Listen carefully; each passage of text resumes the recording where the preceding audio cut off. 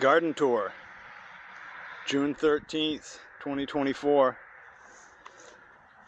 It's the first tour of the season. As you can see, the rye is still up. I was hoping to have this knocked down already, but it's gonna have to wait until my next visit. But I've got just about all the first planting of my vegetables installed, planted in the garden. These two rows right here, I actually planted some sweet corn this year. I got a packet of sweet corn seed for free, so I figured I'd toss it in there, see what happens. I've interplanted it with, the bed on the left has some Jack B. Little pumpkins in it, and the bed on the right has some Jack-o'-lantern pumpkins in it. Down at the end of those two beds and the third bed to the right are Atlantic giant pumpkins. I'm going to try to grow some big pumpkins this summer. I've also stuck in, there's some amaranth right there. Got some marigolds and some tiny little okra here at the top of the bed. This bed here has, half watermelon, half cantaloupe, with some more okra in the top and little echinacea right there. This bed here has all watermelon with some okra at the top of it, and I've interplanted some parsley with that watermelon there. This bed here has my winter squash. So at the top of the bed, there's some more amaranth, some okra. The first squash is spaghetti squash, and then halfway down it switches over to butternut squash. And I have interplanted some cilantro. I'll have the herbs harvested and pulled out of there before the squash get big. This bed here is celery with a marigold here at the top, and a little tiny echinacea down there. This bed here is the cucumber bed. I have interplanted the cucumbers with some jalapeno peppers and some dill. This bed here is, what is it? This is summer squash. So the top of the bed here is some yellow zucchini. Then it goes to, I believe, green zucchini. And then these not so hot looking plants down here at the end are summer squash. And I've lined the bed with a second planting of scallions. I've got a first planting later on. You'll see it down further in the garden. And the second half of this bed here is my peppers, or are my peppers. And I've run some scallions down the middle because I needed a home for them. Got some green peppers at the top of the bed.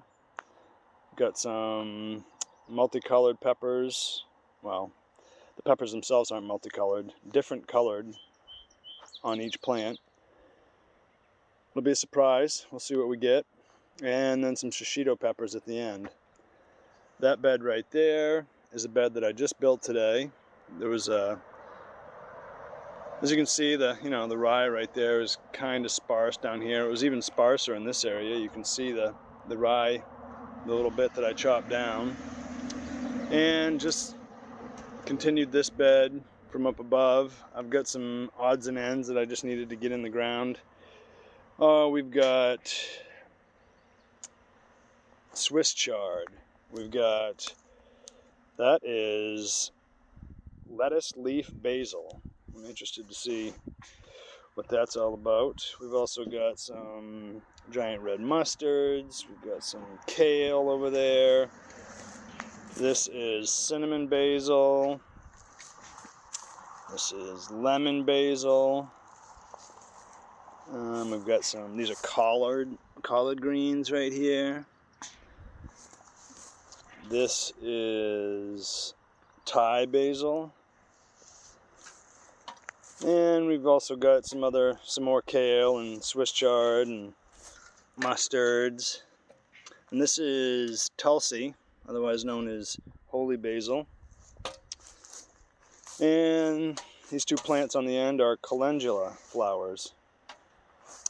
So let's go over and take a peek at the tomatoes.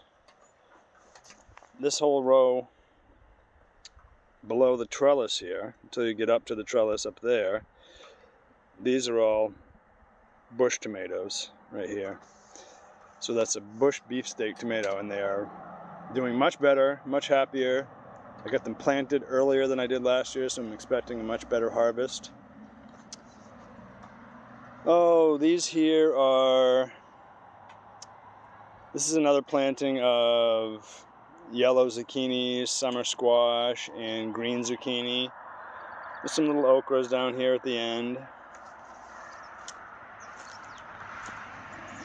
Now we're going to go up and look at my tomatoes under the trellis. Or, yeah, they're still under the trellis. I haven't made it up to it. Planted some more Malabar spinach. You can see here, that is where I had a variegated nasturtium last year. So I've got some volunteer nasturtiums. That's pretty neat. And these last three tomato plants here are Esterina cherries. Oh, let's see. Then we've got some other various cherries. I'm not seeing the tags. Okay, yeah, we've got yellow pear cherries. I know we've got some chocolate cherries in here. I've also interplanted with some Swiss chard. I put some tiny little alyssum in here today. Let's see if that does anything. We've got some Lucky Tiger cherry tomatoes. Got some Sweetie, that's a red cherry. Up here are the Sun Golds. And over here we've got, I need to trim this little sucker off right here, but this is an indigo cherry. As you can see, it'll make a deep purple cherry. Got some more alyssum interplanted, some kale. These are, what are those tomatoes? These are probably, oh yeah, these are the early girl tomatoes here. These are slicer sized tomatoes. I don't know, I've got 4 or 5 early girls right here. And then I've got my favorite heirlooms, some Paul Robesons, following that. And we've got some Crimson Cushion beefsteak tomatoes down here at the end. And we've got some more. This is an indigo. We've got an indigo cherry, and we got an indigo kumquat cherry. I salvaged this from a nursery, or I'm sorry, a friend's house, and it was obviously almost dead, but I'm gonna see if I get anything out of it. It's an indigo cherry, but the shape of the cherry is just similar shape to a kumquat. You can see here, this is my first planting of beans with some butterhead lettuce, butter crunch, excuse me. Got some black seeded Simpson in there. Actually, I think that's romaine at the top of the bed. Then we've got black seeded Simpson in the middle, and then we've got butter crunch lettuce down here. I also direct seeded, I had a couple of packets of old lettuce seed that I didn't get great germination in my seed trays this summer, or this fall, or I'm sorry, winter / spring, when I was trying to seed it early in the house.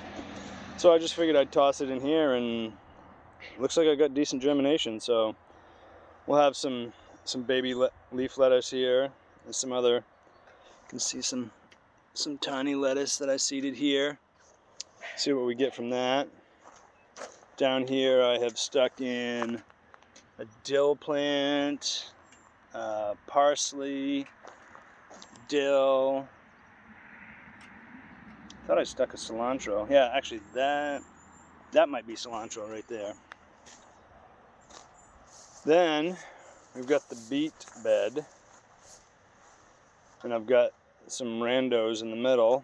These are, we've got mustards, we've got collards, we've got lettuce, more lettuce, Swiss chard.